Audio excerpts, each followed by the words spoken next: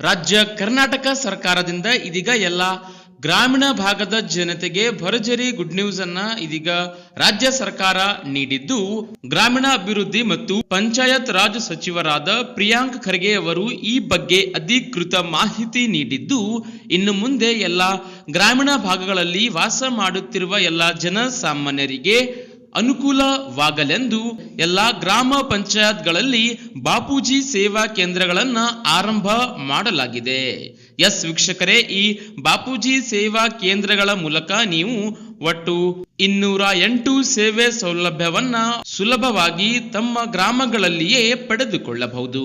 ಹೌದು, ಸೇವಾ ಸಿಂಧು ಪೋರ್ಟಲ್ ಮೂಲಕ ನೀಡಲಾಗುತ್ತಿರುವ ಎಲ್ಲಾ ಸೇವೆಗಳನ್ನು ಇನ್ನು ಮುಂದೆ ಬಾಪೂಜಿ ಸೇವಾ ಕೇಂದ್ರಗಳಲ್ಲಿಯೂ ಆರಂಭ ಮಾಡಬೇಕು ಎಂದು 2024-25ನೇ ಸಾಲಿನ ಬಜೆಟ್ನಲ್ಲಿ ಘೋಷಣೆ ಮಾಡಲಾಗಿತ್ತು.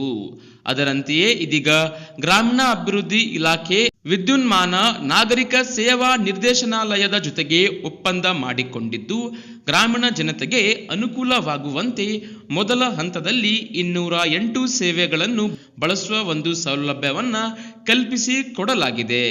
ಸೇವಾ ಸಿಂಧು, ಗ್ರಾಮ 1, ಕರ್ನಾಟಕ 1 ಹಾಗೂ ಬೆಂಗಳೂರು 1 ನಂತಹ ವಿವಿಧ ಇಲಾಖೆಯ ಅಂದರೆ 46ಕ್ಕೂ ಹೆಚ್ಚು ಇಲಾಖೆಗಳ 800ಕ್ಕೂ ಹೆಚ್ಚು ಅಧಿಕ ಸೇವೆಗಳನ್ನ ಈ ಬಾಪೂಜಿ ಸೇವಾ ಕೇಂದ್ರದ ಮೂಲಕ ನೀವು ಪಡೆದುಕೊಳ್ಳಬಹುದು.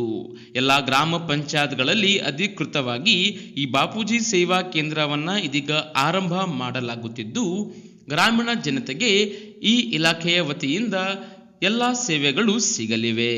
ಈ ಕುರಿತು ಅಧಿಕೃತವಾಗಿ ಸಚಿವ ಪ್ರಿಯಾಂಕ್ ಖರ್ಗೆ ಅವರು ಟ್ವಿಟರ್ ಮೂಲಕ ಟ್ವೀಟ್ ಮಾಡಿದ್ದಾರೆ. ಟ್ವೀಟ್ ಅನ್ನ ನೀವು ಸ್ಕ್ರೀನ್ನ ಮೇಲೆ ನೋಡುತ್ತಿರಬಹುದು.